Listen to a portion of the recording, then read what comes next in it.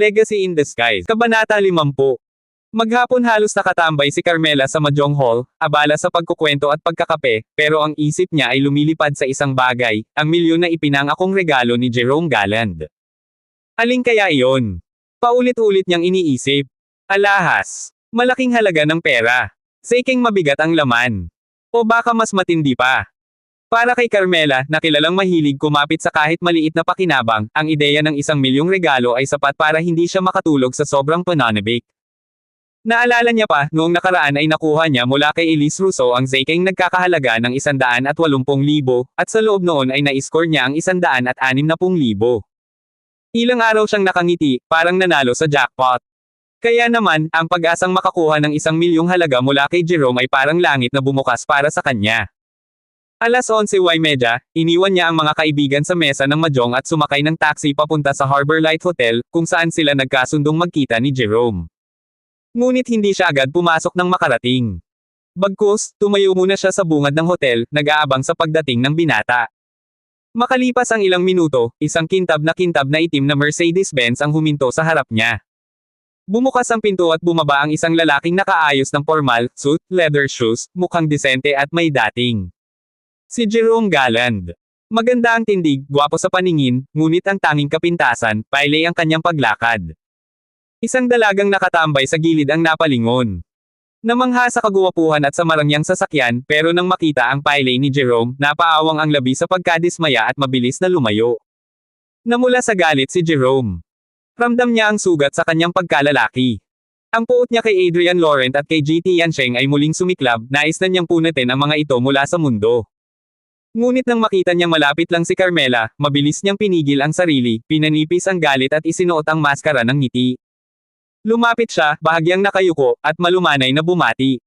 Auntie, pasensya ka na, naghintay ka pa yata. Agad namang umaliwalas ang mukha ni Carmela. Naku, Jerome, ang bait mo naman. Kakadating ko lang. Ngunit agad napukaw ang atensyon niya sa bagong-bagong sasakyan sa likuran nito. Ay, Mercedes-Benz. Bagong bili ba ito? Ngumiti si Jerome, may bahid ng pagmamayabang. Opo, auntie. S500. Kaninang umaga lang kinuha sa showroom. Hindi naman ganoon kamahal, nasa 1.2 milyon lang. At bago pa siya makapagsalita, iniabot ni Jerome ang susi. Auntie, ito ang regalo ko sayo. Pakiusap, tanggapin mo. Natigilan si Carmela, nanginginig ang kamay habang tinatanggap ang susi. Jerome, anong ibig mong sabihin? Ngumiti lamang ang binata, waring walang bigat ang bawat salitang binitiwan.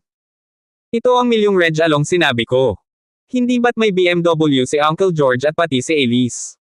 Ikaw lang ang wala. Hindi naman tama iyon. Ngayon, may sarili ka ng sasakyan. Nagkunwari pa si Carmela na tumatanggi, ngunit baka sa kanyang mga mata ang labis na kasabikan. Naku, Jerome, masyadong mahal ito, paano ko tatanggapin? Ngunit mahigpit niyang hinawakan ng susi, walang balak na isauli.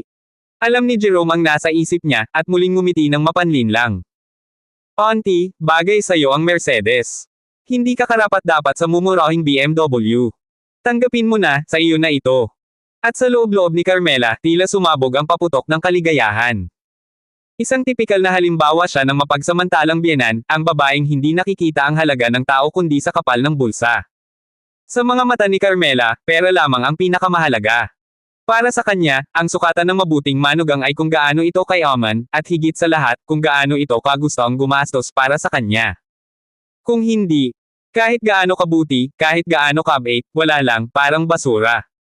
Kaya para kay Carmela, si Jerome Galland ang pinakamainam na manugang. Hindi pa nga sila nagsasama ng anak niya, ngunit isang Mercedes-Benz na agad ang alay. Paano pa kaya kung tuluyang maging mag-asawa? Baka isang mansyon, isang yate, o higit pa ang ibigay. Sa isip ni Carmela, jackpot na talaga ang pamilya niya. Pero kahit puno ng kasabikan, kailangan pa rin ang pakitang tao. Hinawakan niya ang braso ni Jerome at nagkunwaring nahihiya. Jerome, sobra ka namang magpahalaga kay Auntie Carmela. Hindi yata tama na tanggapin ko ang ganito kamahal. Ngunit mariin ang sagot ng binata. Walang mali, Auntie. Regalo ko ito, galing sa puso. Kung hindi mo tatanggapin, mas lalong hindi tama. At doon tuluyang bumigay si Carmela. Ngumiti siya ng ubod ng tamis at itinago agad sa bulsa ang susi. Nako, kung ganyan ang sabi mo, tatanggapin ko na. Salamat, Jerome, salamat talaga. Pinagmasdan siya ni Jerome, ang kanyang matay naglilihim ng pang-ooyem. Ganito pala kadaling mabili ang isang tulad mo, Auntie Carmela, bulong niya sa isip. Alam niyang ang kasakiman ng biyenan ay magiging sandata nila ng kanyang ama upang tuluyang masilo ang pamilya Rousseau. Tere na, Auntie. Pumasok na tayo, may hinanda akong hapunan. Magkasabay silang pumasok sa hotel at agad silang dinala sa VIP room. Isang mesa ng mamahaling putahe ang ipinahanda ni Jerome. Habang kumakain, bigla siyang nagkunwaring malungkot. Auntie, noong ma-hospital si Uncle George, kasalanan ko iyon. Nagdala ako ng huwad na doktor. Hanggang ngayon, nakokonsensya pa rin ako. Pasensya na. Ngumiti si Carmela, iniikot ang baso ng alak. Hay nako, Jerome. Hindi mo na kailangang sisihin ang sarili mo. Naiintindihan ko. Wala kang kasalanan. Napangiti si Jerome, saka nagbaba ng boses, may bahid ng sinseridad. Auntie, may aaminin ako. Gusto kong ligawan si Elise Rousseau. Gusto ko siyang maging asawa. Ang tanong, papayag ka ba? Halos mapatili sa tuwa si Carmela. Papayag. Diyos ko, Jerome. Matagal ka na sa puso ko bilang magiging manugang. Kung ako lang ang masusunod, ikaw na agad ang ipapakasal ko kay Elise. Ngunit umiling si Jerome, kunwari nag-aalala. Kaso, si Elise. Hanggang ngayon, galit pa rin siya sa akin. Baka hindi ko na siya mapalapit pa. Mabilis ang sagot ni Carmela, puno ng kumpiyansa. Ako ang bahala. Kung may tampuhan man, kaya ko yang ayusin. Sabihin mo lang, anong plano mo? Dito tuluyang lumabas ang bitag ni Jerome. Auntie, gusto ko sanang humingi ng tawad at magtapat kay Elise ngayong gabi. May bilya kami sa tabing ilog. Ihahanda ko ang candlelight dinner, mga bulaklak na nakaayos sa hugis puso. Kailangan lang na ikaw ang mag-aya sa kanya. Kapag dumating siya, doon ako lalapit para mag-sorry, at magtapat. Nagliliyab ang mga mata ni Carmela. Ay, ang sweet mo naman. Sige, tatawagan ko agad si Elise. Pero auntie, isang pakiusap. Huwag mong sabihin na ako ang nagyaya. Hindi siya pupunta kung malalaman niyang ako iyon. Sabihin mo na lang na may kaibigan kang magpapadesign ng bilya, at gusto niya ang studio ni Elise. Alam kong hindi niya tatanggihan ang oportunidad. At kapag nandoon na siya, ikaw na ang magpapatulong sa akin. Tumango si Carmela, sabik na sabik. Tama. Ang ganda ng plano mo, Jerome. Sige, gagawin ko. Ngumiti si Jerome, ngunit sa loob-loob niya, kumislap ang kadiliman sa kanyang mga mata. Ngayong gabi, makukuha ko si Elise Rousseau. At kapag natapos ako sa kanya, susubukan ko si Carmela. At pagkatapos, isang tawag lang, darating si Adrian Laurent, at doon siya tuluyang mawawala sa mundong ito. Tanghali na nang matapos magtanghalian sina Elise Rousseau, Adrian Laurent, at George Rousseau sa kanilang tahanan. Habang nagliligpit si Adrian ng pinggan sa kusina, biglang tumunog ang kanyang cellphone. Nakita niyang si Zai Tiancheng ang tumatawag. Pagkadikit pa lang ng tawag, agad na nagsalita ang babae, halatang nahihiya. Mr. Laurent, anong ginagawa ninyo ngayon? Nasa bahay lang, malamig ngunit banayad na sagot ni Adrian. Bakit? May nangyari ba? Huminga ng malalim si Zai bago nagpatuloy. Gusto ko sanang magulat sa inyo tungkol sa isang bagay. Sige, sabihin mo. Kahapon, sina Jerome Galland at si Ferdinand Rousseau ay dumiretso sa Maison de Sante ng lolo ko. Humingi sila ng paggamot. Hindi alam ni Papa na inimaiken ka na ni Ferdinand, kaya muntik niya nang ibigay sa kanya ang kalahati ng gamot na ipinagkaloob ninyo dati. Naningkit ang mga mata ni Adrian. Bakit ganoon? May espesyal ba kayong ugnayan sa pamilyang Rousseau para ibigay niya ang gayong kayamaning gamot? Alam niyang para kay J. Tiancheng, ang gamot na iyon ay higit pa sa ginto, isang bagay na itinuturing na kapalit ng sariling buhay. Hindi basta-basta iyon ipagkakaloob sa iba. Agad na nagmamadaling ipinaliwanag ni Zai. Ang totoo, ang ama ni Ferdinand at si Papa ay parang magkapatid na. Dekada na ang kanilang ugnayan. Kaya kahit paauno, may malalim na koneksyon ang pamilya namin sa kanila. Dahan daw ang umupo si Adrian, pinakinggan ang buong salaysay tungkol sa nakaraan ng pamilyang Rousseau at ng mag-amang Tiancheng. Nang matapos, bahagya siyang napaisip. Kaya pala, ang pamilyang Rousseau ang minsang tumulong sa inyo, bulong niya sa sarili. Sa kabila ng lahat, nakitaan niya ng paghanga si J. Tiancheng, isang lalaking marunong lumingon sa utang na loob ngunit kaya ring kumilala ng tama at mali. Para kay Adrian, iyon ay higit na kahanga-hanga. At dahil si Adrian mismo ay isang taong hindi nakakalimot sa kabutihang ipinakita sa kanya, mas lalo niyang ninais na palalimin ang ugnayan nila. Naalala niya ang kanyang nakaraan, ang pagtakas nila ng kanyang ama mula sa pamilyang Laurent, ang biglaang pagkamatay nito, at ang mga taong sumuporta sa kanya habang siya'y lumalaki sa ampunan. Doon nahubog ang kanyang matibay na paninindigan, ang kabutihan ay kailangang sinusuklian ng higit pang kabutihan. Kung ganun, mahinahong ngiti ang gumuhit sa labi ni Adrian. Si Ji Tiansheng ay karapat-dapat bigyan ng gantimpala. Napagdesisyonan niyang puntahan ito sa hapon at personal na magbigay ng isa pang piraso ng kanyang mahiwagang gamot, isang bagay na para sa kanya'y wala ng halaga, ngunit para kay Ji Tiansheng ay higit pa sa lahat ng kayamanan. Zai, nandyan ba si lolo mo mamayang hapon sa Maison de Sante? Opo. Mabilis na sagot ng dalaga, nanginginig ang tinig sa pananabik. Mr. Laurent, pupunta kayo. Oo, pupuntahan ko siya. Malamig ngunit matatag na tugon ni Adrian. Diyos ko. Ang saya. Halos mapasigaw si Zai. Sasabihin ko agad kay Lolo, tiyak na matutuwa siya ng sobra. Pagkalabas ni Adrian ng kusina, nadatnan niyang naghahanda ng lumabas si Elise. Mahal ko, saan ka pupunta? Sa studio ba? Tanong niya. Umiling si Elise. Tumawag si Mama. May kaibigan daw siyang magpaparenovate ng villa. Gusto niyang ako ang kumuha ng project, kaya pupuntahan ko muna. Anong lugar ng villa? Mabilis na tanong ni Adrian. Doon sa tabi ng ilog. Ngumiti si Adrian. Tamang-tama, ihatid mo na rin ako sa Maison de Sante. Babalikan ko ang henyo na si Ji Tiansheng. Nagulat si Elise. Talaga? Pupuntahan mo siya. Kung ganun, sasama na ako. Bibili tayo ng kaunting pasalubong tapos bibisitahin natin si Master Ji. Lihim na napangiti si Adrian. Hindi na kailangan. Ako na lang. May sarili siyang ugali at baka hindi siya komportable kung sabay tayong pupunta. Medyo napahiya si Elise ngunit tumanggo na rin. Sige, pero kung maaari, ayain mo siyang maghapunan kasama natin. Gusto kong makabawi kahit paano. Ayos, gagawin ko. Ilang sandali pa, magkasama silang lumabas ng bahay. Ihinatid siya ni Elise hanggang sa tapat ng Maison de Sante bago ito tumuloy sa sariling lakad. Pagpasok ni Adrian, nakita niya si Ji Tiansheng na abala sa panggagamot. Pagkarinig na siya'y dumating, biglang kumislap ang mga mata ng matanda at mabilis na tumayo. Mr. Laurent, kayo pala. Masigla niyang sinalubong ang bisita. Malamig ngunit magalang ang tugon ni Adrian. Ituloy niyo muna ang ginagawa ninyo. Huwag kayong mag-alala sa akin. Mabilis namang tinawag ni Ji ang kanyang apo. Zai, nandito na si Mr. Laurent.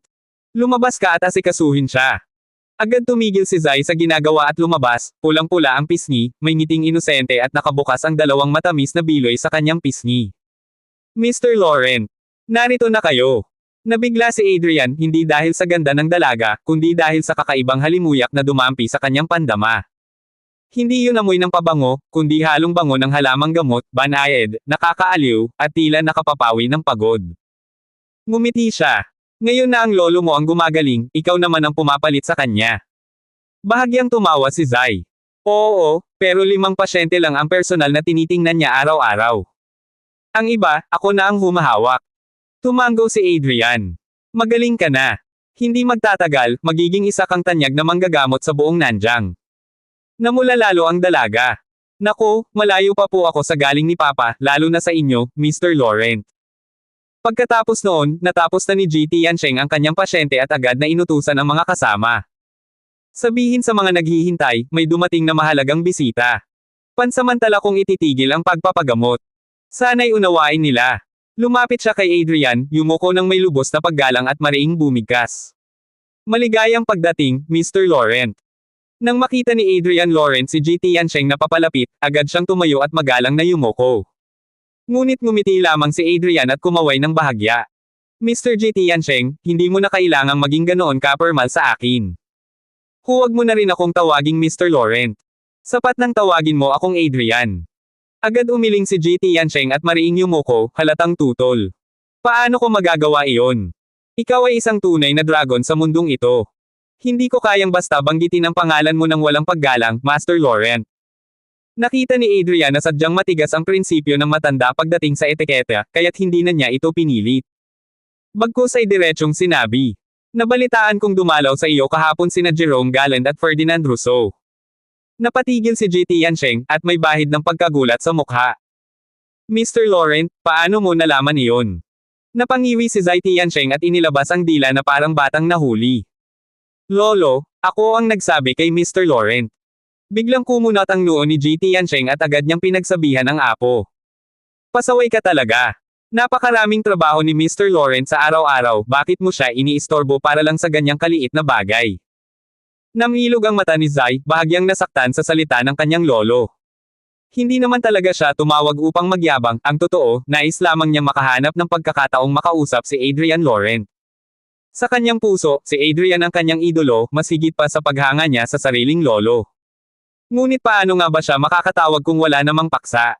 Kaya gumawa siya ng paraan at ibinahagi ang nangyaring bisita kahapon. Hindi niya inasahan na sisitahin siya ng matindi ng kanyang lolo. Ngunit bago pa siya tuluyang malugmok, ngumiti si Adrian at mahinahong nagsalita. Mr. Tiancheng, maliit na bagay lang iyon. Hindi mo na dapat pag-alitan si Zai. Nakangiting tumugon si Ji Tiancheng. Nakakahiya, Mr. Laurent. Ikaw pa ang nagbiro sa akin. Ngunit seryoso si Adrian ang muling nagsalita. Mr. Tiancheng, sina Jerome Galland at Ferdinand Rousseau, pareho silang nakalaban ko na. Kung hindi mo sila tinanggap, malaking pabor na iyon para sa akin. Ang kabutihang iyon, hindi ko malilimutan. Agad umiling ang matanda at itinuwid ang katawan. Mr. Laurent, ikaw ang tagapagligtas ng buhay ko. Ang pagtanggi ko sa kanila ay maliit na bagay lamang kumpara sa ginawa mo para sa akin. Wala kang dapat ipagpasalamat. Ipinatong niya ang kamay sa dibdib at marubdob na idinugtong. Ang rason kung bakit ako nananatili rito sa Nanjang at nagbukas ng klinika, ay walang iba kundi ang maging handa anumang oras na magamit mo ako. Ito ang paraan ko para masakliyan ang iyong kabutihan. Ngumiti si Adrian, bahagyang tumango. May puso ka talaga, Mr. Tiancheng. Mula sa kanyang bulsa, inilabas niya ang isang maliit na puting tableta. Inabot niya ito kay Ji Tiancheng at mahinahong nagsabi. Ang gamot na ito, kagaya ng nauna kong ibinigay, ay may kakayahang magpagaling ng sugat at magpatibay ng katawan. Ayon sa sinaunang tala, kaya nitong magbigay ng dagdag buhay kahit sa isang taong malapit ng bawian ng hininga. Maaari nitong pahabay ng buhay ng 5 hanggang 10 taon. Itabi mo ito, darating ang araw na kakailanganin mo. Nang makita iyon ni Ji Tiancheng, nanlaki ang kanyang mga mata at nanginig ang buong katawan. Sa biglaang damdamin, bumagsak siya sa lupa at lumuhad ng mariin, halos nanginginig ang boses habang sinasabi. Mr. Laurent, hindi ko kayang tanggapin ito. Sa una pa lang, binigyan mo na ako ng kalahating tableta ng himalang gamot. Ni hindi ko pa iyon na ibabalik ng kahit kaunting kabutihan, at ngayon heto ka na naman, isang napakalaking handog ang iniabot mo sa akin. Nagulat si Zai sa biglaang pagyuko ng kanyang lolo, kaya siya man ay lumuhad. Ngunit kakaiba ang kanyang anyo, maayos ang kanyang tindig, ang mga daliri nakalapat sa kanyang tuhod, at ang kanyang mga mata, malalaki at kumikislap, ay naglalaro ng hiya at paghanga habang nakatitig kay Adrian. Batid ni Adrian na bihira niyang ibahagi ang ganitong gamot.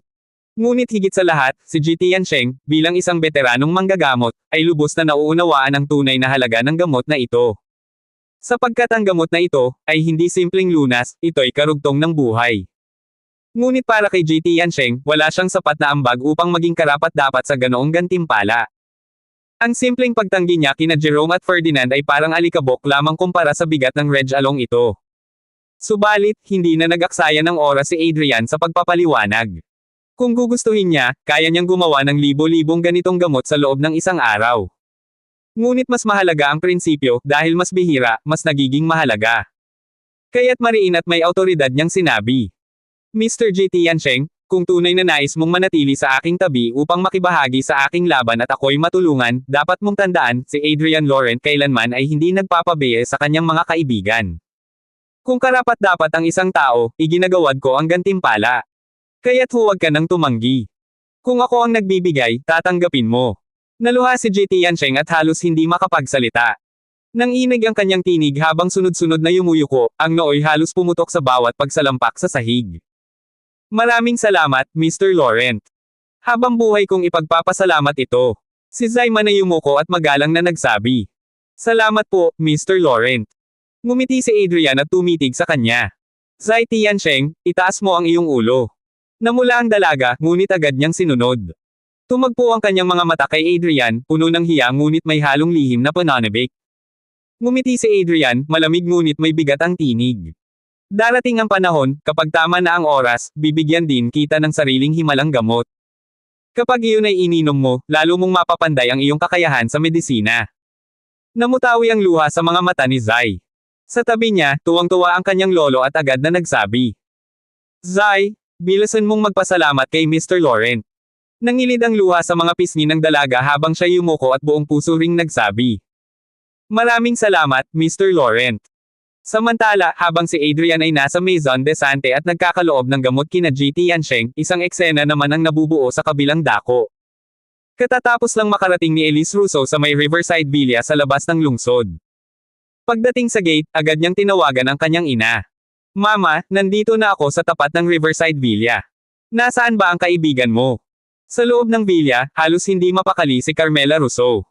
Agad siyang tumayo at sumagot, puno ng pananabik. Anak, istriktong binabantayan ang lugar na ito. Hindi pinapapasok ang sasakyan. I-park mo na lang sa labas, pupuntahan kita. Okay, po. Hihintayin kita rito. Pagkababa ng tawag, halos malaglag sa tuwa si Carmela. Agad niyang hinarap sina Jerome Galland at ang ama nitong si Julius. Dumating na si Elise. Sasanduan ko na siya. Agad tumayo si Jerome, sabik na itinuro ang inihandang dekorasyon, mga rosas na hugis puso at kandilang kumikislap sa may pasukan. Tita Carmela, pakiusap, huwag mo munang sabihin na narito ako. Gusto kong makapasok siya ng hindi alam, at sa kanyang pagpasok, sasalubungin siya nitong malaromantikong sorpresa. Kumislap ang mga mata ni Carmela, na halos pumutok sa kasiyahan. Aba, Jerome. Ang ganda ng naisip mo. Sige, huwag kang mag-alala, hindi ko ibubunyag. Tahimik lamang si Julius Galland, ama ni Jerome. Ngunit habang nakatitig siya kay Carmela, hindi maitago ang matalim at mapanukso niyang mga mata. Kahit medyo may edad na ang babae, litaw pa rin ang alindog nito, isang uri ng kagandahan na mas hinog at mas nakaaakit kaysa sa mga kaedad nito. Habang pinagmamasdan niya si Carmela, unti-unting sumulpot ang malaswang pagnanasa sa kanyang isip. Kapag dumating si Elise, agad kong ipapadampot ang mga babaeng ito. At kapag nakuha ko na sila, unang-una kong titikman itong si Carmela. Isang nakakalokong ngiti ang gumuhit sa kanyang labi. At kung may oras pa, bakit hindi ko subukan ang sariwa at dalagang si Elise? Nagpakawala siya ng ngiti at malamyos na sabi kay Carmela. Ms. Carmela, kung magsasanib ang pamilya ninyo at pamilya namin, abay magiging magkamag-anak din tayo sa hinaharap. Kumikinang ang mga mata ni Carmela at dali-daling tumango, halos sumasamba sa kanyang tono. Mr. Galland, isa itong napakalaking biyaya para sa pamilya namin. Tumawa si Julius at idinugtong. Si Ms. Ara na ang nagtatakda ng lahat. Sigurado akong magkakatuluyan din ang dalawang bata. Agad namang umayon si Carmela. Ako man ay naniniwala roon. Talagang bagay na bagay silang dalawa. Huwag kayong mag-alala, kakausapin ko si Elise. Hihikayatin ko siyang hiwalayan na ang inutil na si Adrian Laurent. Mabilis pa siyang bumaling kay Jerome, sabik na sabik. Jerome, huwag mong isipin na pangit kay Elise ang pagiging byuda o hiwalay. Bagamat matagal na siyang kasal kay Adrian, itinago niya ang sarili niya para sa tamang lalaki. Nanatili siyang malinis, parang isang birheng nag-aantay sa tunay na pag-ibig. Parang tinamaan ng kuryente si Jerome. Nanlaki ang kanyang mga mata.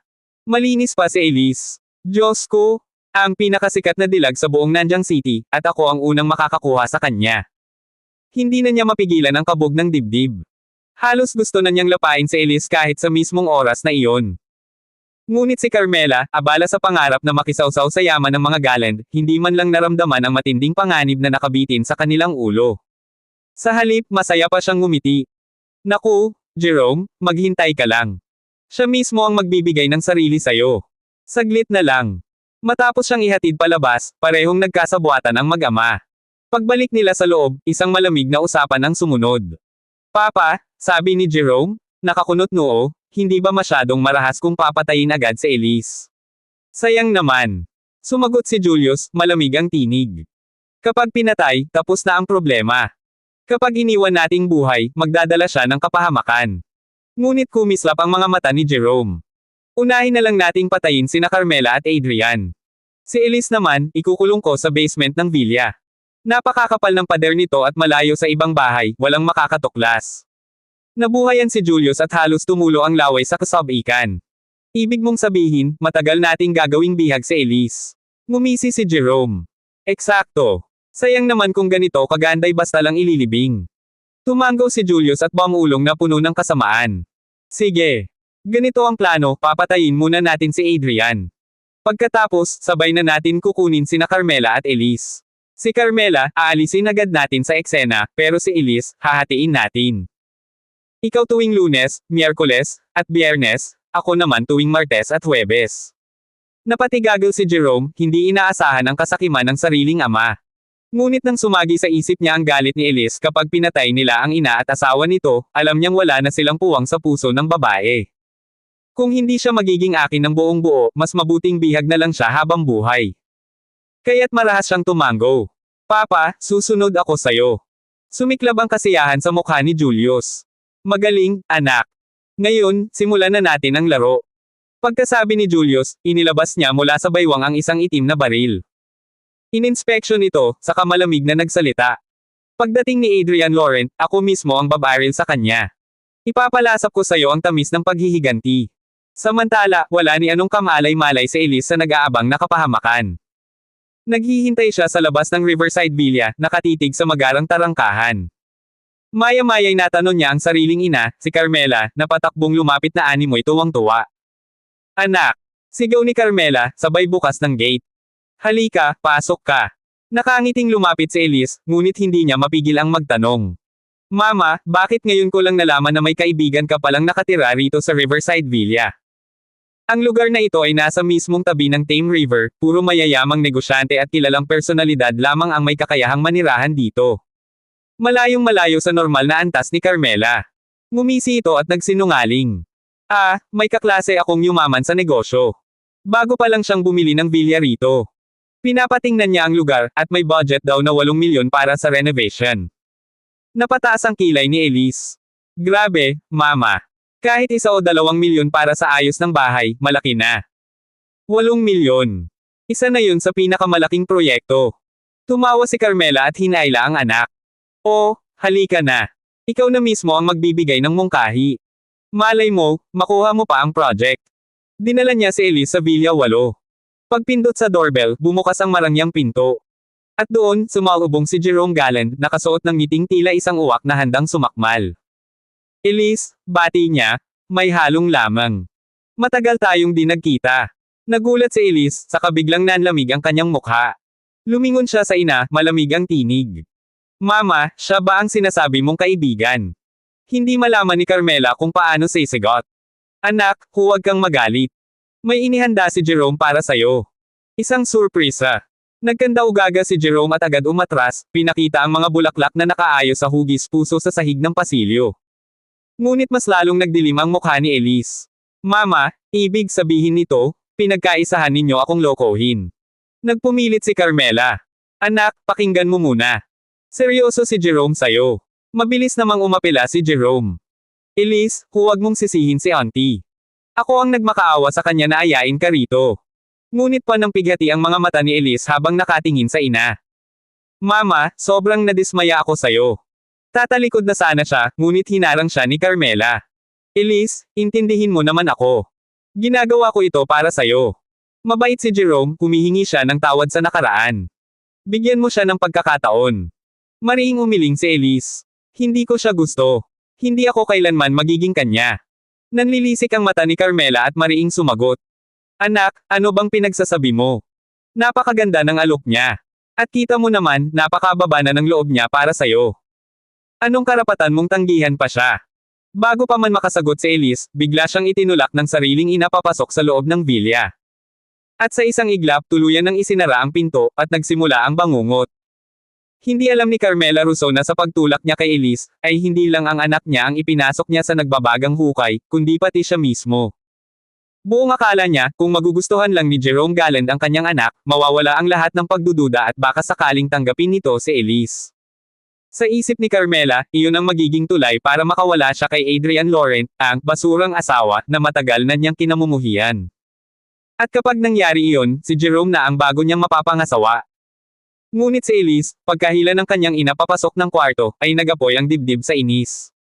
Si mama talaga, bulong niya sa sarili, walang pakundangan, pera lang ang iniisip. Wala nang ang moralidad, wala ring dignidad. At ngayon, pati ako, ginagamit pa rin niya. Handa na sanang tumalikod si Elise, ngunit bigla niyang narinig ang matalim na tunog ng serradure. Click! Sinara ni Jerome ang pinto at inilock. Tumigil sa paghinga si Elise. Tumaas ang kilay niya, malamig ang boses ng magsalita. Jerome, buksan mo tong pinto. Palabesin mo ako. Ngunit ngumiti lamang si Jerome, ang mga matay nagliliyab habang pinagmamasdan ang alindog ng dalaga, ang makinis na balat, ang hugis ng katawan, ang kagandahang hindi matatawaran. Elise, nandito ka na rin lang. Bakit ba nagmamadali ka pang lumabas? Hindi ba't mas maganda kung mag-usap muna tayo, ng masinsinan? Wala tayong dapat pag-usapan. Tumabi ka. Mariing tinura ni Elise, kita ang pagkasuklam sa kanyang mukha. Sa gilid, si Carmela pa ang nagmakaawa, walang kamalay-malay sa panganib. Ay nako, anak. Ang sanggit mo naman. Kausapin mo si Jerome, napakabuting binata niyan. Wala akong masasabi sa kanya, mama. Single ni Elise. Pagkatapos ay mariing itinuro si Jerome. Umalis ka dyan, Jerome. Huling beses ko nang sinasabi, layuan mo ako. Ngunit biglang nagbago ang anyo ni Jerome. Ang dating pilit na Maginoo ay napalitan ng mapanuksong ngisi, malamig at nakakatakot. Elise, akala mo ba kung sino ka para suyuin ko? Sabihin ko na sayo, dahil gusto kita. At kapag patuloy kang nagmamatigas, ikaw rin ang magsisisi. Nangilabot si Elise. Anong balak mo? Anong balak ko? Ngumisi siya, puno ng kalaswan. Simple lang, gusto kitang angkinan. Gusto kitang gawin kong akin, dito mismo, ngayon din. Nanlaki ang mga mata ni Elise. Agad siyang sumugod sa pinto, ngunit bago pa siya makalayo, sinunggaban na ni Jerome ang kanyang palso, mariing hinigpitin na para bang bakal ang pagkakakapit. Bitawan mo ako. Sigaw niya, pilit kumakawala. Ngunit lalo pang nag-init ang tingin ni Jerome habang tinatitigan ang kanyang mukha. Mas lalo kang gumaganda kapag galit ka, Diyos ko, Elise, gusto na kitang tikman. Sa gilid, tulala si Carmela, sa kalang natauhan. Jerome. Ano bang ginagawa mo? Hindi ito ang napag-usapan natin. Ngunit isang malakas na, thud.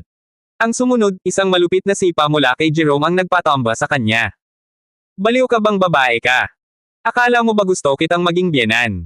Isa kang sakam na metrona. Ang gusto ko lang, ay ang anak mo. At sa mismong sandaling iyon, isang malamig na tinig ang sumali sa eksena. Hindi lang siya. Napatigil silang dalawa. Mula sa dilim ng pasilyo, lumabas si Julius Gallant, ang ama ni Jerome, may hawak na kumikinang na baril. Ako man, gusto ko ring malasap ang dalawang Russo. Aniya, habang nakangising demonyo. Si Elise, para sa'yo, Jerome. At ang ina niyang si Carmela, tumitig ito ng may makamundong pagnanasa, para sa akin. Ang ganitong edad, mas masarap, mas may karanasan. Hahaha. Nagpalahaw ng iyak si Carmela, nanginginig sa takot. Hindi ninyo pwedeng gawin ito. Labag ito sa batas. Batas. Single ni Jerome. Walang batas dito. Ang batas, kami ang gumagawa. Itinaas nito ang kamay at idinuro ang baril sa kanila. Ngayon, kayo ang magiging laruan namin. At pagkatapos, tatawagin natin si Adrian Laurent para panoorin namin siyang barilin sa harap ninyo. Gusto niyang sirain ang buhay ko. Sisiguraduhin kong mamamatay siyang walang halaga. Jerome. Halos mawala ng boses si Carmela, nangangiyak. Wala kaming kinalaman sa hidwaan niyo ni Adrian. Huwag mo kaming idamay. Ngunit ngumisi lang si Jerome, at mayabang na ibinunyag ang pinakamalupit na lihim. Alam niyo ba? Ang aksidenteng bumaldado sa asawa mong si George, ako ang may pukana noon. Ako ang nagbayad para mabangga siya at tuluyang maging inutil. Ginawa ko yun dahil gusto kong mapasakin si Elise. Ano? Halos mabaliw si Elise sa nadinig. Jerome. Isa kang halimaw. Hindi ka ba natatakot sa kidlat at sa parusa ng langit? Langit. Tumawa ito ng malakas, nakapangangilabot. Kung ang kapalit ay makuha ka, Elise, kahit kidlat pa ng Diyos ang tumama sa akin, tatanggapin ko. Pero bago mangyari yun, humakbang siya palapit, kumikinang ang mga mata ng kabastusan, dito ka muna sa mga bisig ko. Habang unti-unting lumalapit si Jerome, hawak ng kanyang ama ang baril, nakatutok sa mag-ina. Si Elise, nanginginig pero nakahandang lumaban, habang si Carmela naman ay halos mawala ng ulirat sa takot. At sa mismong sandaling iyon, isang malakas na putok ng baril ang umalangaw-ngaw. Bang! Natigilan silang lahat. At nang bumukas ang pinto sa likod, isang anino ang bumulaga. At isang malamig na tinig ang narinig. Sino man sa inyo ang humipo sa kanila, mamamatay ngayon din. Sino ang dumating? Si Adrian ba? O may ibang mas makapangyarihan na papasok sa eksena? Abangan ang mga susunod pang kabanata ng Legacy in Disguise.